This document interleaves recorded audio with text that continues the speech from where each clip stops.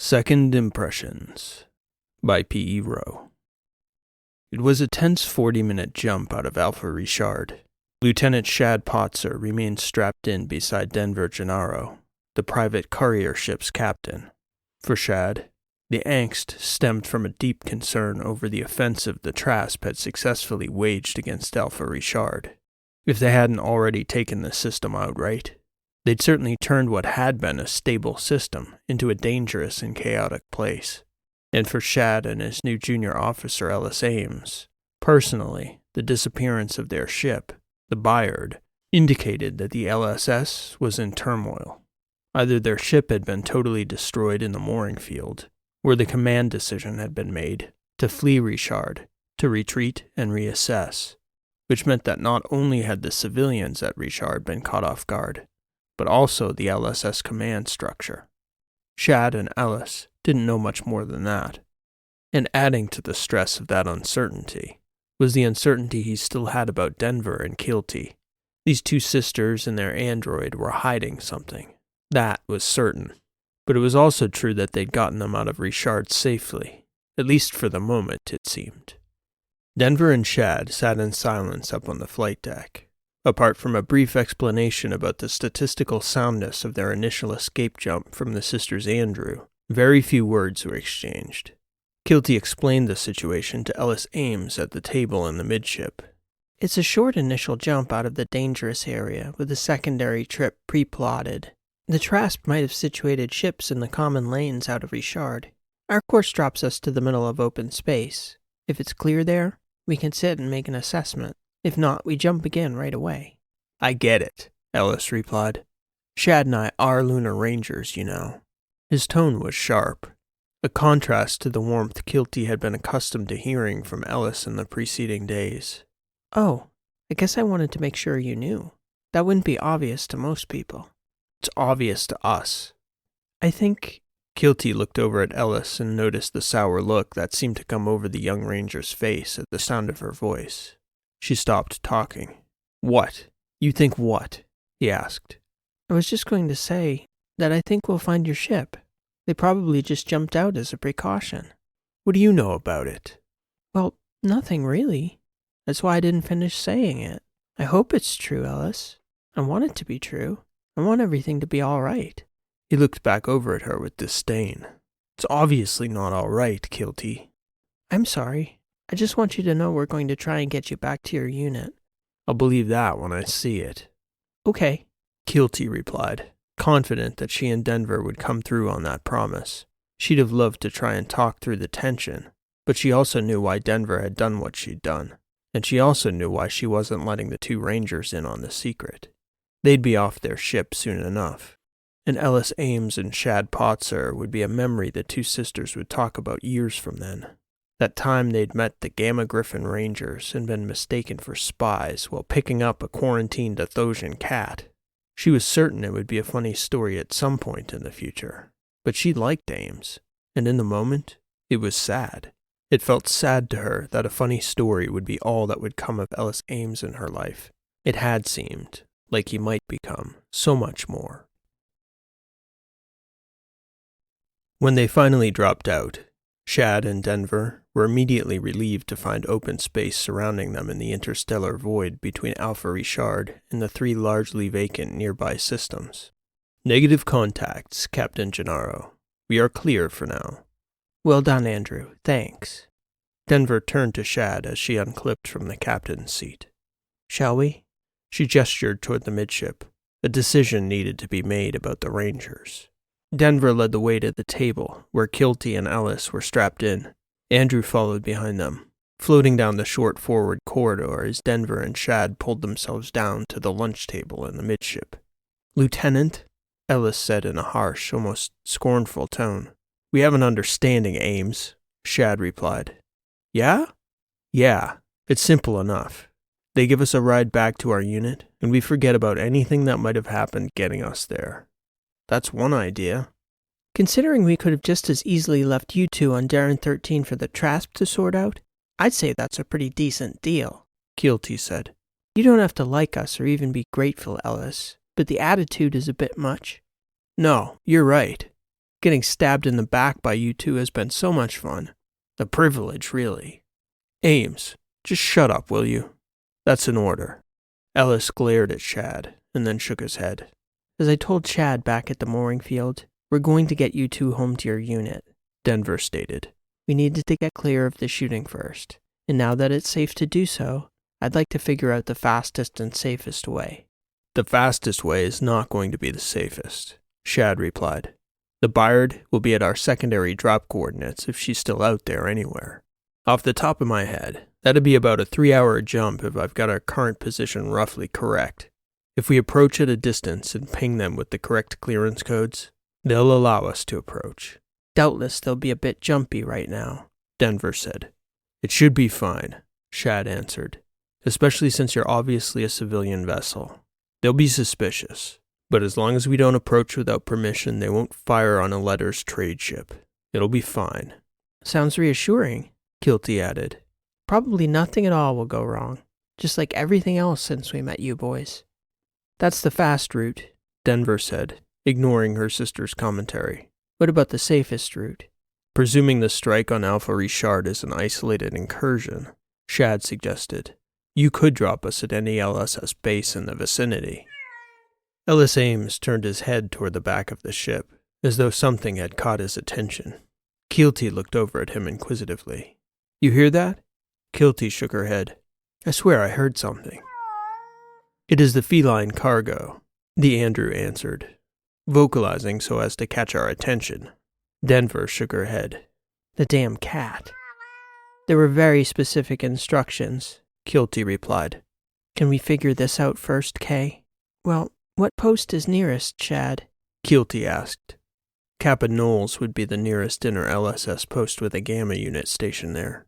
Ben or Beta Aurelius both have significant LSS bases. They could get us back to the GGs eventually. But it'd be my preference to try and meet up with the Byard. The sooner we get back to our ship, the sooner we can join the fight. And if we're going to do it, we should do it fast. They won't stay at the drop point long. They'll regroup and likely head back into Richard to counter the Trasp offensive. That's if they're there at all, Ellis said, shaking his head. And half the crew is off ship. We were spread all over the system, Lieutenant. We'll figure that out when we get there, Ames. They all heard a noise from the rear cargo room. We're not supposed to leave him in the crate once we're out into open space, Denver, Kilty said. The instructions were very clear. What did they say about a Trasp incursion, Kay? Denver replied, shaking her head. The cat can wait. Denver looked over her shoulder toward their Andrew. Kappa Knowles? What's the flight time from here? 31 hours, Captain. And in the worst damn direction possible to get that cat to Athos. Correct. It would add roughly 6 days total flight time to a round-trip voyage to Shalinor Zaire, presuming an average lane assignment from the Athosian Approach Command. It'll be 3 hours tops to the Byard, Shad said. They better be there, Kilty replied. Kappa Knowles? Or a day and a half to Beta Aurelius? I say we start charging them the same rate as the cat if we don't find the Byard. Funny, Ellis replied. Who says I'm joking? All right, Kilty. Any objection? To going for the Byard? Right, Denver said. What's the potential risk? Minimal, Shad answered. We pick our drop points to be obscure like this one for the same reasons. Plus, we'll approach from a safe distance, visualize, and go from there. Fine, Kilty replied. The sooner we can get them to their unit, the sooner they can get in the fight. And then we can get to Athos and get paid. Agreed, Denver stated. Go check on the cat while Shad and I get strapped in, Kilty. Then we'll get underway again. As Shad and Denver unstrapped and turned toward the flight deck, Kilty noticed a long look exchanged between the younger ranger and his commanding officer. Shad glared back at Ellis, but neither of them said a word. She gestured toward the back of the ship, as though to invite Ellis to check on the cat with her. He just shook his head angrily. Kilty shrugged, unbuckled, and headed to the cargo closet to see about their fussy little cargo. By the time Kilty returned to the lunch table at the midship and strapped herself in across from Ellis, he already had his glasses and ear set on, the sure sign of a traveler who wanted little to do with the conversation. Keelty didn't know if she'd be able to break through that wall he'd suddenly put up in the remaining hours they had together, but it bothered her, the thought of parting with him on those ugly terms. Keelty didn't even fully understand what had happened between Denver and Shad while she and Ellis had picked up the cat, narrowly escaping the Darren 13 cylinder together in the process. When she and Ellis had returned, Shad was locked in Cargo 3. Whether he'd gone willingly or not, she didn't know for sure. But it seemed those two had at least found some common ground again. Why Ellis was the salty one of the bunch she couldn't figure. Nor could she get to the bottom of it while he sat there pouting with his headset on. She debated tugging on his arm and forcing him to confront her with the issue directly. Ultimately, she figured there was a chance it could go bad, so she opted to do the same as Ellis and zone out on her headset until they arrived at the Ranger's ship. That way, if their conversation turned ugly, she could let him know what she thought of his attitude before sending him on his way for good. No need to sit with it for hours. If the conversation went well, they could part on decent terms. She thought about it for a bit while listening to music. She also reviewed the care instructions for Santos, both from his owner and the notes from the customs house on Darren 13. The cat had come with accessories. He was supposed to wear his flight gear outside the carrier, and it was vague, but the instructions from the cat's owner, Conrad Hostad, seemed to suggest that Santos could understand spoken language a little. But Keelty couldn't quite tell whether that was normal for a cat or not. She'd learned from comics that dogs could understand a few words and commands. Cats, though, she didn't know that much about them. He was a good-looking animal, though. She liked him already, and they hadn't even taken him out of the carrier yet. She must have fallen asleep along the way. Keelty woke again to a tug on her wrist. It was Ellis waking her. "It's about a 15-minute lag, and the Bayard isn't answering," he informed her.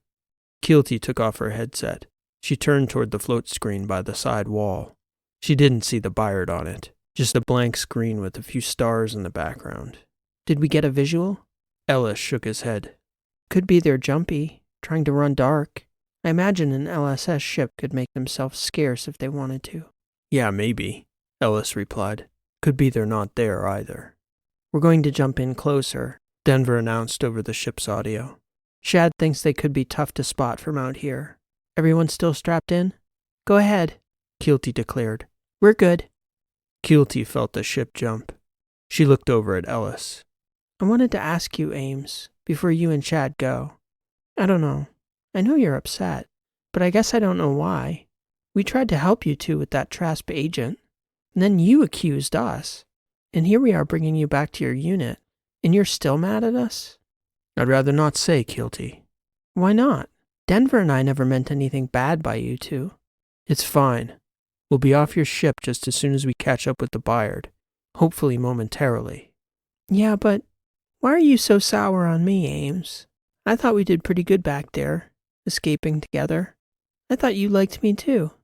"Some things are better unsaid, Keelty." "Are you mad at me?"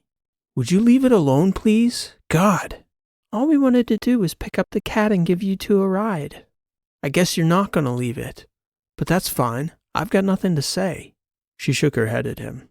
"You're not mad at me, are you?" "I'm getting there," Ellis replied, glaring at her. Keelty smiled back at him. "Okay." He couldn't help but grin at her. Ellis started laughing, doing his best to suppress it. "I didn't want you to go without telling you I think you're all right, Ames," Keelty said. He looked back at her. He didn't reply. Keelty grinned and caught his eyes with hers. As they were transiting that short jump toward the coordinates Shad had given Denver for the Bayard, Andrew projected a search grid based on the look they'd had at that area from a distance. The analysis he returned displayed an anomaly on the float screen. The visual was blurry, but it could have been a ship. It was tough to say from such a quick look at such a distance, but it signaled to the both of them that they'd know pretty quickly once they jumped out whether the Bayard was there, lying low, hiding in the darkness. It took a moment for the first fuzzy image to resolve. "I'm not sure," Ellis stated, staring at the float screen intently. "I can't tell if it's the Bayard." "Would there be any other ship out here?" Keelty asked. The black hull was cracked open, with half the aft section of the ship blown off. A cloud of debris surrounded the ship at the tail end. Ellis shook his head. It has to be. I'm sorry, Ames, Keelty said. It's tough to see, Ellis replied, as his face turned toward the front of the ship. Shad has been on the Bayard for over a year. I feel bad for him. How many people? It's 36 on the Bayard's crew, the fleet guys. A lot of us were on leave, but our unit had 48 guys in it. The BK Rangers were also aboard. Same number. I don't know, but there were probably 100 total people on board. Keelty tipped her head toward the front of the ship. Ellis nodded. This was too important to allow themselves to be relegated out of the conversation. They unbuckled and floated up to the deck. Keelty followed by Ames. Keelty arrived as Denver, Shad, and Andrew were discussing the sensor readings. The thermal readings were inconclusive, but there were enough visible pockets of residual heat for Andrew to estimate the time of the strike, at least a full 3 hours prior, which, Shad noted, meant that the Bayard had bailed from the fight at the highest shipyard in the earliest stages of the engagement. Cut and run, Denver mumbled under her breath. Shad looked over at her like he resented that fact being put so bluntly. Denver noticed his reaction. Sorry, she said. That was insensitive. I'm just trying to get an understanding of the situation. Talk it through. Those pockets, Shad replied. Can we get an infrared image with enough resolution to gauge if there might be survivors, Andrew? We'd have to get closer, Lieutenant Potzer. We've got to go over there, Ellis insisted. One thing at a time, Ranger, Shad said. Lieutenant, there could be survivors, in the data core, as well as the ship's surveillance. What happened? I'm aware, Ranger, Shad replied, turning and casting a sharp look back at his junior officer. Again, Ellis turned his head away, shaking it angrily, but he held his tongue. Will you take us in closer, please, Captain Gennaro? Shad asked. Some of our colleagues might still be alive over there, and in real trouble. Andrew? Denver stated. Stand by, Captain. This is a dynamic debris field, potentially containing military-grade ordnance. Permission to map it with an active strobe so I can calculate a safe flight plan to an ingress point and accurately assess the risk of approaching. How long? I'd like a minute of observation at 5-second intervals. That's a lot of exposure, Keelty stated. I am watching the shadows, Miss Keelty, Andrew replied. Do it as soon as you have an emergency jump plotted, Andrew. Yes, Captain. The first flash of the imaging started immediately, implying Andrew was already one step ahead of them. A few seconds later, the second strobe flashed off the debris surrounding the ship's hull. There had still been no sign of survivors. What residual EM readings they could detect came from small devices. The reactor had been blown out the back, leaving all the Bayard's mainline systems dead. Still, though, a 2 or 3 hour window was not that long a time. If anyone had gotten a suit on, there should have been plenty of battery to scan for nearby comms, but nothing was singing out. It occurred to Keelty as she thought about it, that it wasn't so strange that any potential survivors wouldn't be broadcasting a distress notice. Any such signal would just shout out to the aggressors that they'd missed someone, and it wasn't as though the sister ship gave any indicators of their intentions. They could have been scavengers, a cleanup crew to finish off any survivors, or, as they proved to be, a well-intentioned civilian ship willing to help rescue their fellow letter citizens in need. When the minute-long strobe reading was over, Andrew announced it. Assessing. 1 moment. Stand by. Loading flight path. I would be happy to pilot us in, presuming your ingress point will be the breach in the forward hull, Lieutenant Potzer. I'll handle it, Denver stated. Please remain within the parameters I'm loading to your navigation screen, Andrew instructed Denver. Lieutenant, Ellis said, shaking his head at his superior officer as Shad turned to address him. The conversation implied by these exchanged glances progressed so fast, Keelty didn't quite know what was going on. Not on your life, Denver stated, the first spoken word of the ongoing debate. We can't both go, Ellis insisted. I wasn't planning on it, Ames, Shad replied. Wait, Keelty stated. What are you saying? I presume you have gear that'll fit me at least, Shad asked Denver. Ellis is going in the closet if he doesn't go over with you, Denver insisted to Shad as she nodded. It is not advisable for either ranger to enter the wreck alone, Andrew added. What about him? Shad said, gesturing toward the Andrew with his head. Well, then Ames is definitely going in the closet, Denver answered. And as she did, she nodded, presumably with respect to the spacesuit, indicating that the sisters had gear that would fit Shad. Lieutenant, no way, Ellis replied. I'm not going in no closet, not with you out on a walk. What's to stop them from taking off the second you go in there regardless? They don't have to be here, Ames, and every second we spend here arguing the matter is a second anyone who could be alive over there has to wait for us to shut up and get on with the rescue. I don't understand. Are you implying Denver and I would leave you in that wreck, Ellis? Keelty asked him. You still don't trust us? Not by a long shot, I don't, Ellis replied. And neither does Shad, if we're being honest. Andrew, Denver said, you'll accompany Lieutenant Potzer to search the ship for survivors. Keelty and I will coordinate the walk from here. And yes, Ellis, you're going in the closet. The hell I am, he replied. Here, Keelty said, handing Ellis her headset. At least you can watch the whole thing. I can't believe you, Potzer, Ellis grumbled. 3 hours ago you thought they were spies. Now the Bayard is in pieces, and you're going over there to scavenge our ship with their housebot? This is insane. They'll have our necks. Who will, Ames? The captain? The LC? Major Vaughn? I'll let you know if I find their bodies while I'm over there. Shad glared at his junior officer. On a day like today especially. Eventually you've got to trust somebody. If they backstab us at this point, what's the difference? Now just go with Keelty, please. Ames shook his head. I'm going to stay with Ellis, Keelty said to Denver. That's a fine sentiment, Keelty, but I need you to suit up just in case we need a third for some reason. Why don't I just go then? You're not going in that ship. But Denver. Listen to your sister, Shad said.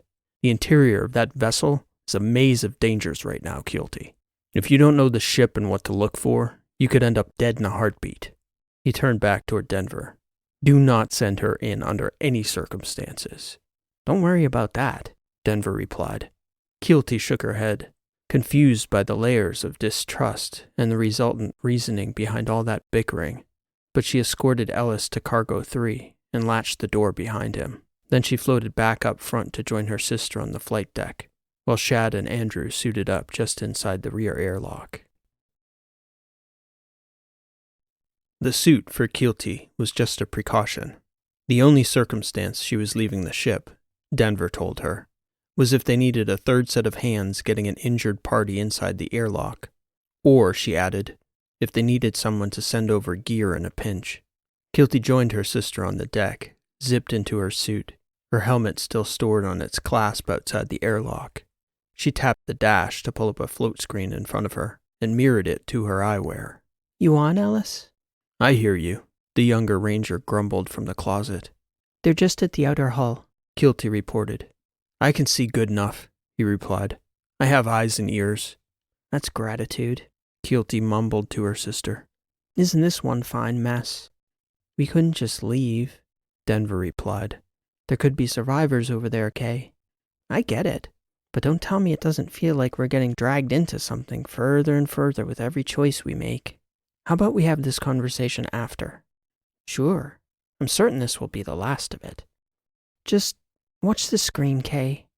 Keelty shrugged. She did sit and watch as Shad made his way into the massive breach that ran nearly halfway down the port side of the ship, all the way from the Bayard's bridge through the midships and even further back.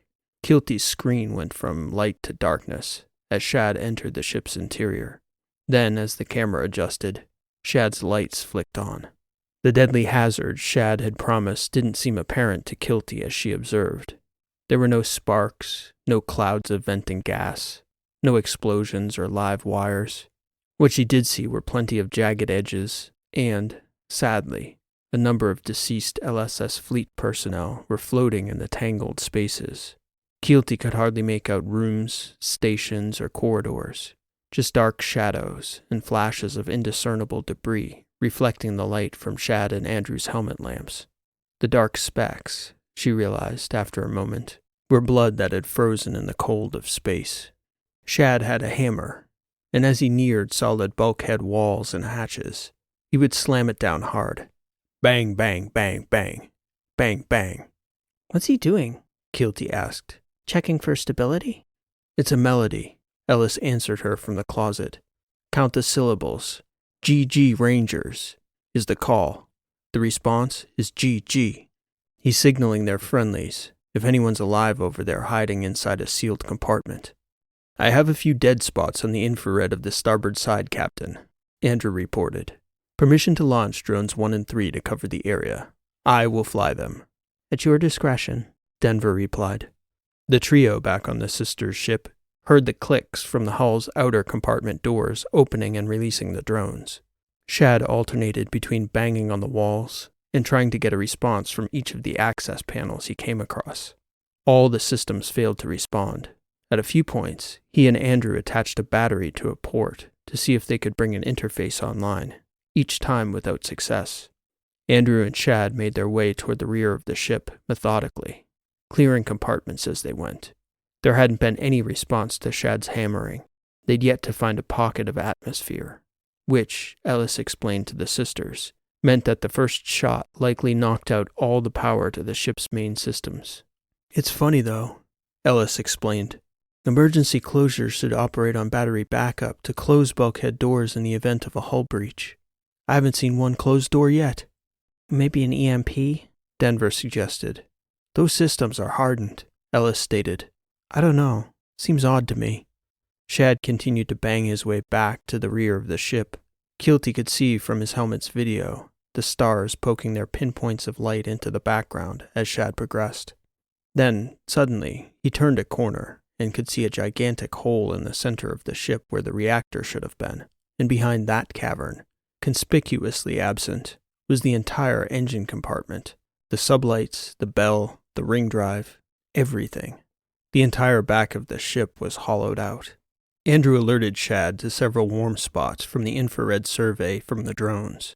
Shad didn't seem optimistic, but he confirmed his intention to leave no warm spot unexplored, lest they overlook any potential survivor clinging to life back there. At the third of the 5 hotspots, Andrew needed to force open a partially closed sliding door. There was a thermal signature on Shad's helmet the moment he got his head inside. It was obviously shaped like a human body, and on the visual, it looked in Shad's bouncing helmet lamp like someone had managed to get a suit on. He has a pulse, Andrew declared. He's hypothermic, likely unconscious. Shad pulled himself through the tight compartment toward the floating occupant of the cabin. Andrew grabbed Shad by the boot. Allow me to perform a visual assessment before you attempt to rouse him. It will be easier if you fall back for just a moment, Lieutenant. He's been... 1 moment, Andrew replied. It seemed more for the benefit of the sisters back on the ship. His vital signs are weak but present. He may have gotten the suit on just in time. Stand by. After a few moments, Andrew came back again. I am displaying a list of medical equipment to prepare, as well as the location in Cargo 1 where all of the implements are located. Please pull that gear and prepare to open a space for the patient. Lieutenant Potzer and I will return with him immediately, and I will attempt to stabilize the survivor. Is he a surgeon? Ellis Ames asked, referencing the sisters' Andrew. He only has standard medical skills installed, Keelty answered. But Andrew will take good care of him until we can get him to a surgery. We'll do everything we can. Keelty got up and headed back to the cargo compartment to start collecting the medical supplies for Andrew. Then she floated back toward the rear airlock, put on her helmet, and opened the door, awaiting the party's return.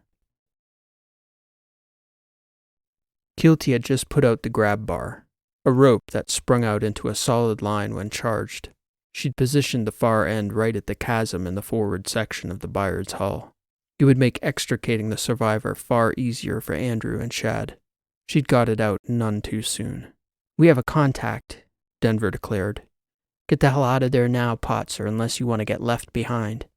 Shit, Shad replied. There are 2 more hotspots.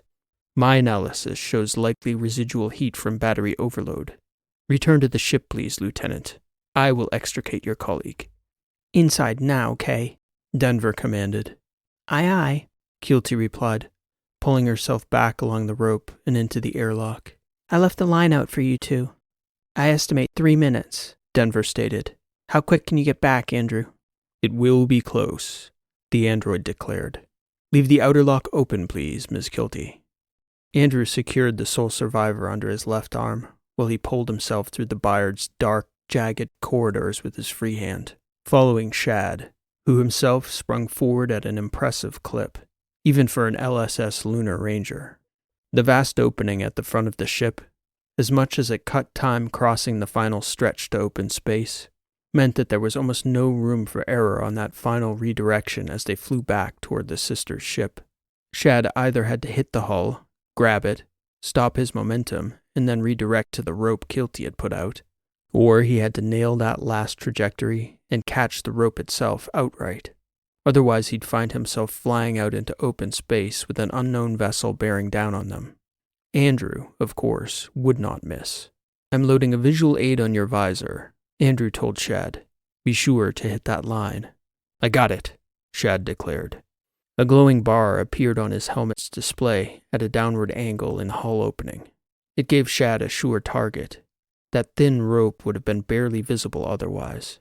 On the last pull, Shad redirected himself squarely toward the grab bar. It was a tenuous few seconds as he drifted toward the opening. At first, it seemed like he'd nailed the target dead square, but it was a long gap, and he could feel himself drifting, centimeter by centimeter, as he flew toward the opening. He could see it was going to be a hard catch, a single arm. "Your elbow," Andrew instructed. Shad didn't think he had the length, and he knew he could get a hand on that rope. "Elbow, Lieutenant," Andrew insisted.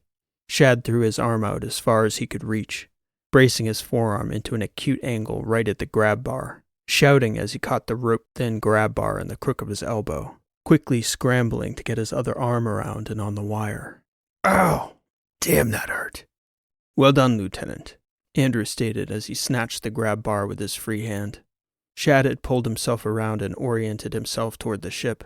He was just about to begin to climb. "Hold there," Andrew declared, "and hold tight, please." The stiff rope went limp and began to retract, pulling the retreating spacewalkers back to the airlock. "What's on the clock?" Shad asked. "Never mind that," Denver answered. "Call it 0 and get your ass back in here, Potzer." Inside the ship, Kilty had already pulled herself to the midship. The door to the cargo compartment opened. "I thought you'd forgotten about me," Ellis said as he saw Kilty floating by the door. "Thanks for remembering. I'm touched." Kilty ignored the sarcasm in the moment, pointing to the jump seats at the lunch table. "Let Andrew secure your colleague. You just get yourself strapped in." "I got it," Ellis acknowledged. As he pulled himself out of that cargo closet, he could distinctly hear the cat crying through the other cargo room's door. Ellis thought it was strange. If he ignored the stress of the moment, the ship was almost perfectly silent, calm. Impossible to tell that any situation was unfolding, never mind a potentially life-or-death race to jump out before a Trasp warship jumped in. That worst-case scenario was the assumption everyone had been operating under. Ellis pulled himself down to the lunch table and strapped in. Kilty had gone up to the deck with her sister, leaving space at the table for him, Shad, the survivor, and the Andrew if the bot cared to strap itself in. Ellis figured any magnetic bulkhead would do for that bot in a pinch, though. Ellis strapped himself in and waited, listening. He heard the cat in the background again. Then there were the sounds of a spacesuit clunking off the corridor, getting closer as Shad made his way into the ship, his helmet still on. Ellis turned toward the float screen as Shad rushed in and took the seat beside him. The approaching ship hadn't materialized yet. The Andrew appeared now in the midship with their suited compatriot. The android's hand movements in securing the unconscious soldier were perfectly calculated, efficient, and shockingly fast. As Andrew was securing the buckles across the soldier's limp torso, a large, dark shape suddenly appeared in the center of the float screen. "Andrew!" came a shout from the front of the ship. "On my signal," the android shouted back. Ellis looked over, registering that he heard the buckle click, and watched as the Andrew leaned back toward the floor, almost melting into it as his entire body stuck to the floor panel with an audible thunk. Ellis heard the echo of the Andrew's voice emanating from the flight deck. "Secure for flight, Captain. Engage now, please." Then, with hardly a second to spare, they were gone. The quick jump was a similar drop to open space as the Bayard itself had plotted to escape the battle in Alpha Richard, a statistically random hop to safety so the ship could reassess. In the case of the Gennaro sisters and their growing passenger list, Andrew had kept the jump as short as a safe emergency dropout could be. It had to be at least far enough away that their position couldn't be picked up by the ship they were fleeing in the time it took to plot another genuine escape. That usually would give them a few minutes at minimum before they had to jump again. There were myriad factors to consider playing such a dangerous game, of course. But one such key factor was the reality that the mysterious ship that had jumped in beside the Bayard was almost certainly close enough to get a fix on their vector as Denver jumped their ship out. So for safety's sake, whether they were pursued or not, Denver wasn't inclined to hang around that drop point for a second longer than necessary. The Andrew had gotten up off the floor several times over the course of that first jump to monitor the health of the survivor in the suit. The soldier's face was so badly swollen he wasn't immediately identifiable to Shad. The name on the spacesuit's tape read Rossley, but given the level of exposure the soldier had suffered, both Andrew and Shad agreed it was unlikely that he had been wearing his own suit at the time of the strike. Rather, they figured he'd been near enough to scramble to the gear hall and don the closest suit and helmet at hand, and barely at that. Nevertheless, Andrew declared that the suit was currently the best place for him under the circumstances. He'd flooded the survivor's air mixture to saturate his blood oxygen levels, which were high enough that Andrew thought the safest plan of action was to delay care until they could plot their next jump and complete their escape. Then, once they were safely underway again, they could begin to move around the ship and render proper care to the survivor. Denver agreed. "It's Ben, right?" Denver asked Shad over the ship's audio. "I'm just assuming the best place to take you three is Alpha Ben." "It's hard to say," Shad replied over his helmet comms. "Assuming the attack on Alpha Richard is an isolated incident, I'd say yes. But I'm not sure that's a safe assumption anymore. I can't imagine how the Bayard got hit at our drop point. Those aren't fixed coordinates. LSS ships in port rotate drop points at least weekly, so—" "Shad, I need a destination, please," Denver interrupted. "Beta Aurelius would be safer." "Aurelius it is, then," Denver returned. "Andrew, I'll need the course plotted as soon as you have it." "You'll have it the moment the calculations are complete," Andrew replied. Ellis kept looking over at Shad, who still had his helmet on. Ellis couldn't tell with the lights in the midship reflecting off the helmet's visor, but as far as he could make it out, the look on Shad's face seemed to reflect the same type of confusion and indecision his answer to Denver had. Ellis felt the same. Nothing about what had happened to the Bayard made sense. That quick jump, and the moments that preceded it, as Kilty had let him out of the storage room, something had clicked in his thinking about the situation. And it was even bigger than that.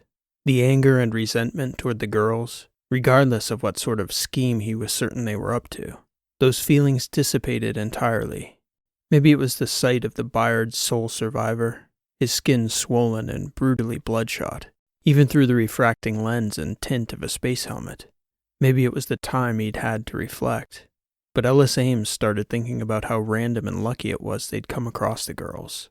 If Shad hadn't slapped Kilty's ass at the nightclub that night, they'd almost certainly be dead, frozen in space with the rest of their unit. If they hadn't bumped into the girls at the beach the following day and had the opportunity to apologize, there's no chance Ellis would be contemplating how they'd survived in that moment.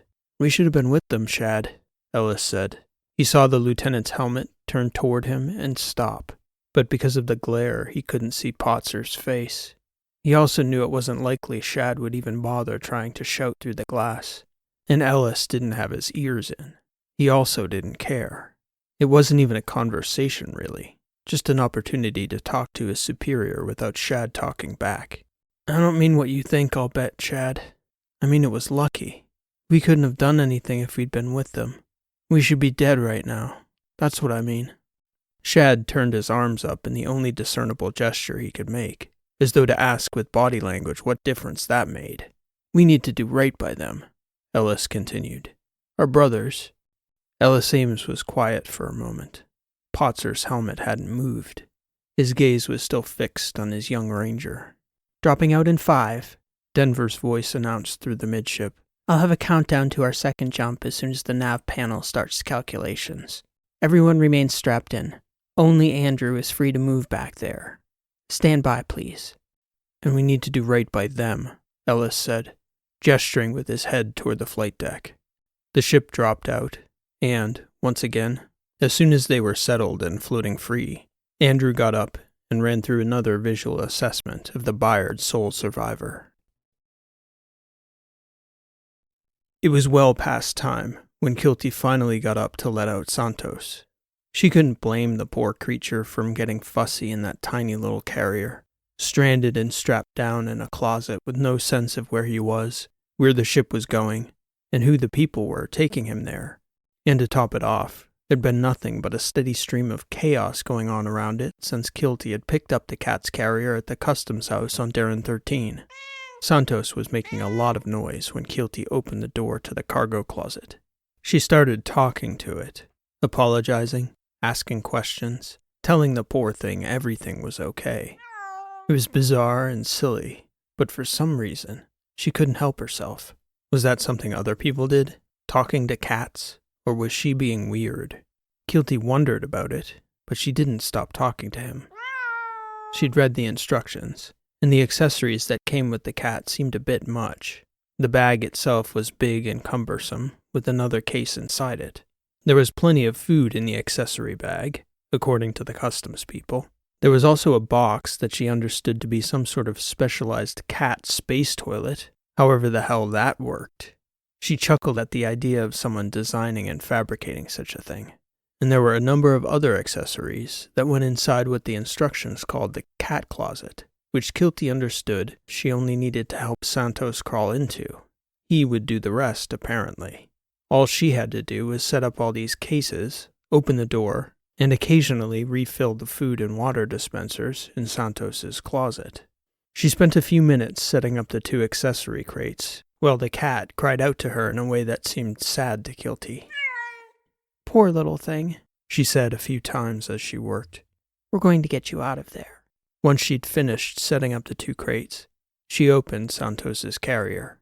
She reached inside slowly, wary of the sharp little teeth that were obvious each time the animal mewed. I hope you'll be nice to me, Kilty said. I'm going to be nice to you, little friend. She gently undid the straps, holding the cat in place within the carrier, and she was surprised by how mellow Santos seemed.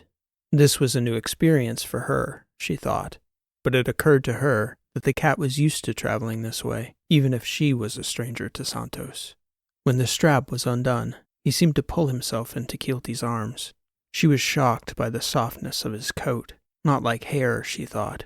It was richer than the softest, most glorious fabric she'd ever touched. She could feel the cat's body resonating warmly in her hands, making a noise she'd never heard before. Kilty did as she was instructed and placed the cat at the door to his toilet. Kilty waited for a short time while the cat used its box. She couldn't help but think that it must be a smart little thing. It seemed to understand what was going on far better than she expected. When his tiny head emerged, he looked up at her and seemed to shake his head before using his forward legs to pull himself into his accessory crate. Kilty watched as he crawled inside, turned himself around, and steadied himself as the box itself seemed to spring to life, dressing the animal in a waistband that fit around the cat's torso, as well as a helmet that wrapped around his ears and under his neck. She waited for a moment after the noises within the box stopped. Then she heard a little puff of air whir within the box itself. Santos came floating out. Pretty mama, thanks. Hello, pretty mama. I'm Santos. Hello. Well, hello to you, Santos, she replied. It's good to meet you. I'm Kilty. Let's go, he answered. And before Kilty knew what was happening, the fans on the belt kicked on, and Santos had whisked his way toward the door to the cargo room and out into the midship. Wait, Kilty said, reacting too slowly to stop him. You're not supposed to go. She saw the tail vanish through the door as the sound of the drone fans zipped down the corridor. The door to Kilty's cabin, luckily, had been shut for the privacy of the unconscious patient within. Andrew and Shad were inside with the soldier. Ellis was seated at the lunch table with his eyewear on. As Kilty entered the midship, Ellis was lifting the frame in reaction to the sound of the cat flying into the room. Ellis's eyes got wide as Santos stopped in the middle of the room, floating as he saw the young ranger at the lunch table. "Hello," Ellis said. "What are you doing out?" I'm Santos. The cat seemed to respond. I like to fly. Zoom, zoom. Then the cat turned to see Kilty approaching from behind, fired up the fans again, and zipped forward toward the flight deck. No, Kilty said. not up there, cat. "You let it out?" Ellis asked. I didn't mean to, Ames. Kilty replied. I was supposed to let him out, and I did everything the instructions said, but he just flew out here. "Do you want me to help you grab him?" I don't know what to do. Just Kilty floated by toward the flight deck. don't do anything. I'll get him. When Kilty arrived on the flight deck, Denver and Santos were staring at each other, eyes locked, both seemingly unable to decide what to make of the other. Mama Pilot. The cat said. Zoom, zoom. Fly. Space. Love Mama Pilot. I'm Santos. Oh my God, Denver said. Kilty? He flew right past me. We'll get him out of here. He can't be up here. Santos, fly. Kilty looked over at the cat and then down toward her sister. Santos, are you talking to the cat? Denver asked. Talk. Yes, let's talk, Santos. Pretty Mama, talk. Will you come with me? There's no way. Pretty Mama, okay. Let's go back with Ellis, Kilty said. Let's go, okay. Kilty slowly turned and pulled herself toward the midship, looking over her shoulder as she went. And unbelievably to her, as she floated away from the flight deck, she heard the little fans begin to hum and follow her down the forward corridor, back into the midship. Flores was the name on the Bayard survivor's inner flight suit. He was a newer lieutenant who'd been transferred onto the Bayard several months before the attack. Shad knew him a bit, but he wasn't with Gamma Griffin. He was on the other Ranger unit out of Beta Call. His hands and face had taken the worst of the exposure, at least of the damage that was outwardly apparent. It seemed that he'd struggled to get on the suit, then the helmet, and finally gloves after he'd gotten air flowing to the helmet. He'd been smart enough to titrate the oxygen at a higher level than usual. It likely saved his life, as the drop in atmospheric pressure as he was getting suited had caused fluid to seep into his lungs. Andrew and Shad surmised that he must have been able to hold his breath for much of that exposure time. Not completely, though. Similarly, he'd had to use his eyes to get the suit on. He was going to be uncomfortable and need medical support for some time. But Andrew explained that he would likely recover. Whether he would regain his natural sight was another matter. His hands, though, were probably a lost cause. It was difficult to tell when he regained consciousness, as he was moaning quite a bit before he came to. It was only when he tried to turn over and reach out that it became clear he was alert. "Be still, sir. You are with friends," Andrew stated as Lieutenant Flores began to flail. "You have been badly injured by exposure." Flores stopped reaching out, but he didn't speak. Shad reached over and squeezed his arm. "This is an Andrew rendering care," Shad announced. "You're on a civilian ship en route to Beta Aurelius to get you further medical help. I'm Lieutenant Shad Potzer, GG Rangers. Do you understand?" Flores tried to speak, but the first words were unintelligible, more like a cough or a bark than speech. "Potzer," his gravelly voice finally managed to say. "I can't see." "I can help you with that shortly," Andrew stated. "Your eyelids are swollen shut. Your corneas are badly damaged as well. Do not try to open them." "Boiled," Flores almost coughed. "Had to open my eyes. Barely made it to the suit. How are you alive, Potzer?" "I wasn't on the Bayard when it was hit, Flores. I was on my way back to the ship with one of my rangers when Richard was attacked.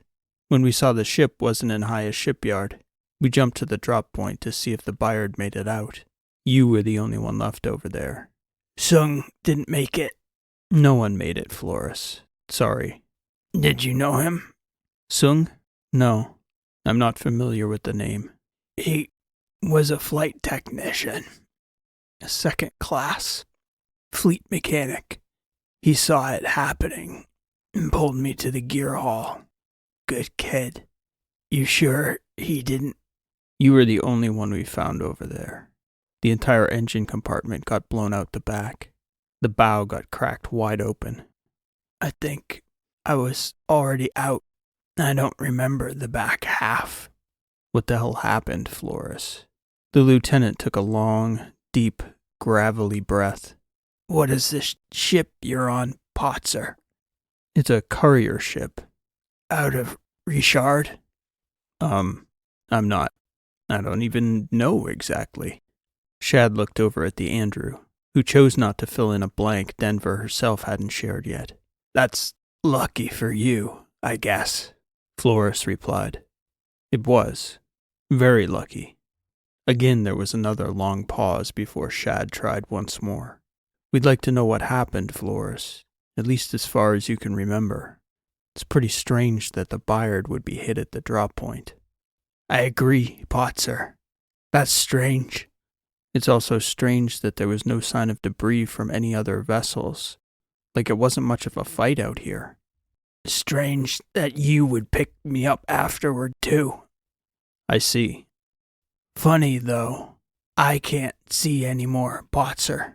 There's a lot of stuff I can't see. I'm sorry. That was a poor choice of words. My ears hurt. I have a headache. That is an effect of the rapid decompression, Lieutenant, Andrew stated. Perhaps you should rest for now. Shad nodded. He squeezed Flores's arm. I'm sorry we couldn't have saved more, but I'm glad we got you out, Ranger. Flores shook his head almost imperceptibly, but clearly had no intention of saying any more. Shad retreated to the midship. It was obvious that the wounded lieutenant knew far more than he was willing to say. But for now, Shad couldn't think of a way to alleviate his suspicions, and he wondered what had happened aboard the Bayard to make one ranger so deeply suspicious of another, especially a rescuer. A lot of strange things were happening. That much was clear. Lieutenant Shad Potzer strapped down to the lunch table for long enough to have tea and process the conversation he'd just finished with Flores. Ellis asked a few questions, mostly about the well-being of their fellow ranger, and he gathered from Shad's responses that Flores hadn't been overly forthcoming about what had happened on the Bayard. Kilty seemed preoccupied with the cat, which she was holding in her arms like a baby, Shad thought. She was talking to it, smiling and giggling. It didn't seem right. He didn't want to snap at the girl, but he couldn't take it.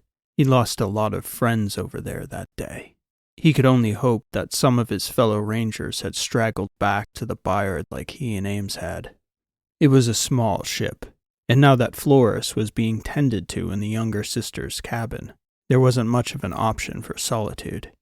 He opted to float forward to the flight deck, to the older sister. She, he hoped, would at least be able to understand the gravity of the moment. He was correct. When she looked over and saw him floating in, Denver could read it on his face. Please sit, she said, inviting him to join her in the co-pilot's seat. Shad clipped the lap belt over his legs, sighed, and shut his eyes. Denver didn't say anything. Would you be honest with me if I asked you a question? Shad said a few moments later. It would probably depend on the question, Denver replied. That question, for instance, I did answer honestly. If I'd said yes outright, that would have been a lie, most likely. Shad shook his head. The answer was too cute. He was in no mood for cute. Were you listening, Ms. Gennaro? She almost answered impulsively by replying, to what? But she could see by Shad's face he wasn't in the mood to play games. After a moment of silence, she answered honestly. Of course I was listening. I hear every word. This is my ship, Potzer. It's my responsibility to know what's happening on it. He turned his head toward her. That's an honest answer for once. We've been honest with you two mostly, Denver replied. You haven't believed half of what we've told you, but we have. Mostly? Denver shrugged. I suppose you think it's real ironic, Shad said. One of our own not trusting us after giving you two the same kind of grief. We don't take any pleasure in any of this, Shad, if that's what you mean. We didn't go over there, sure, but we watched every second of your feed, and Kilty and I have never seen anything like this day. I'm very sorry for what you must be going through. I can only imagine. What do you imagine, Miss Gennaro? I'm Denver, Shad. We've been through enough together for you to use my name. The faintest of smiles appeared at the corner of Shad's mouth before he turned to face forward again, exhaling audibly as he did. I imagine you lost a lot of friends today, and I imagine you're worried about the rest of your unit, Denver answered. I also imagine you and Ellis weren't the only two of your unit who hadn't made it back to the ship before it was attacked. So I also imagine you're worried about who might still be alive and what happened to them. Everything else at Richard, too. It's a lot, Denver, he said. If you don't mind my saying, Denver continued after a pause. Flores? Yeah? I was trying to imagine his position as you were talking to him, Shad. It might help to see it from his perspective. That's what I'd like to do. It'd be a lot easier if you told us what happened back there. Yeah, but, if I were him, I'd be terrified. Waking up on a strange ship, blind, helpless, grieving his lost friends the same way you are, I'm sure. That's all probably true. And I bet he's awfully suspicious. Correct me if I'm wrong, Shad, but for the Byard to be destroyed at your drop point like that, it means people in the LSS had to be in on it with the Trasp. Some people at the very least. But judging by what happened at Richard, it had to be far more than just a handful of people here and there. That's all true. So for Flores, I can see why it might be extremely difficult for him to know who to trust. Shad looked over at her again. It's not easy for anyone right now. Yeah. Shad shook his head. This is the most surreal thing that's ever happened, Denver. This time last week, Ellis and I were on that ship. Everything was working. He and 5 new Rangers had just shipped in, and I just wrapped up requalification drills on drop prep before we were granted that unexpected leave in Richard. Now look at us. Denver reached over and placed a hand on Shad's forearm. He looked over at her and put his hand on top of hers. I guess you saved us, he said. You and Kilty. We didn't know much about it, she replied, but I'm glad we did. I'd like to know. If not to me, I hope Flores can tell someone at Beta Aurelius what happened to the Byard. A lot of families deserve answers. Denver turned away and shook her head. I think it's possible he's not going to know, Shad. Or, at least, I doubt he'll know everything. He looked over at Denver. What do you mean by that?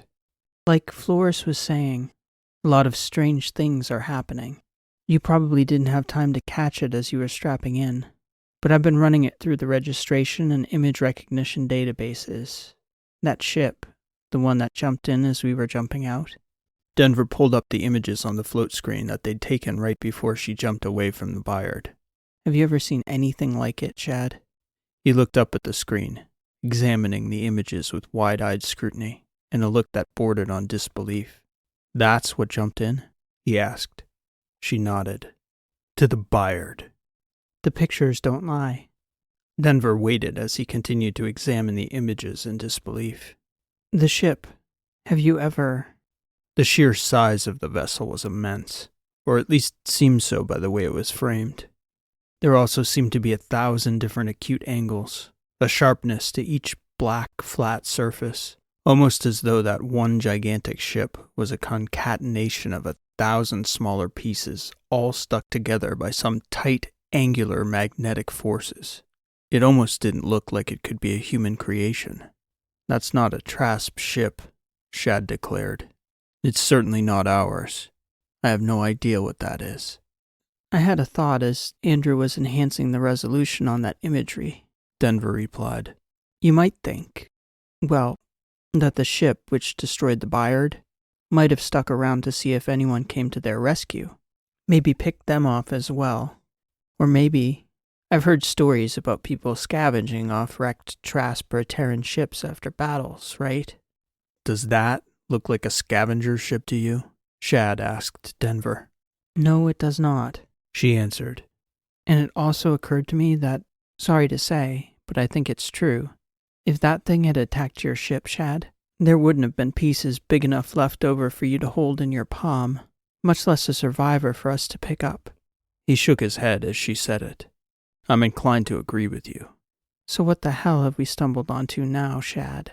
That's what I'd like to know. Everything's changed, Shad replied, turning to meet eyes with Denver Gennaro. I'm sorry we sucked you and Keelty into this mess, but at the same time, I'm not sorry we met you, and I'm glad to be here with you, Denver. I wish it was all different. We have some time till Beta Aurelius still. Hopefully things will have settled down by the time we get there. Shad nodded, and as he did, he noticed something out of the corner of his eye. And in his peripheral vision, he saw Denver turn at the same moment to see the head of the cat come floating up between them silently, almost as though Santos was taking some delight in sneaking up between them undetected. Mama Pilot. Hello. Fly. Fly. I like space. There was something about the animal's sudden appearance, so out of place, so bizarre, on such a strange and awful day. The hunter's instinct, irrepressible, and somehow, gliding in with it, unknowingly, was a precious hint of levity to lighten the weight of the moment. This one, Denver stated, grinning over at Shad. This sneaky little guy is beginning to grow on me. Second Impressions. This has been an original story, written and read by P.E. Rowe. Thank you for listening, and I hope you enjoyed this story. If you're enjoying the channel and you enjoyed today's story, I'd humbly ask that you leave a like on today's video, as it helps the channel to grow and reach more sci-fi fans like you. Today's story is the second official episode in the series we debuted on July 3rd, the Cypher Sigma series. If you missed the first episode, that one was called First Infiltration. And if you'd like to find the episodes in order, the stories in this series are going to appear on the Cypher Sigma series playlist as we go along. Similarly, there are many other playlists for all types of related stories on the channel. Playlists are arranged in chronological order for series on the channel, or sometimes they'll be arranged thematically. So please have a look at the playlists tab on the channel if you're trying to figure out what order the mini-stories may fit into. A few weeks back, I teased a video that isn't exactly going to be a new story, but it's something I've gotten a lot of requests for over the past couple years. This upcoming video will be a story synopsis for the Misfits series. It took quite a bit of time to write, and it's much longer than I'd like for a synopsis of anything, but I'm hopeful that it might be useful for people in a number of different ways, both in keeping track of the events, and also the many links to other related stories, whether it be individual backstories, or by linking stories that highlight many of the places the Misfits adventures unfold in. I'm teasing this series recap video here to say that next Thursday, or Thanksgiving to my American friends out there, the next video on the channel will probably be this recap video for Misfits Season 1. And that Season 1 recap video might be timely, because with Misfits Season 2 now being in the figurative books, it may also shortly be in a literal book as well. So stay tuned on that front. I'll have definitive news on Book 2 of the Misfits just as soon as I can share it with you. Additionally, you can find links to the Rowlet support page, bookstore, as well as the 24/7 live stream in the story notes below. That should keep you going with sci-fi adventures between now and the moment the next story drops. That's all for this week, friends. I hope you enjoyed catching up with the Gennaro sisters again. We'll have more from them soon, and more new stories on the way in the coming weeks as well. Until then, thanks for listening. This has been P.E. Rowe, and we'll see you next time.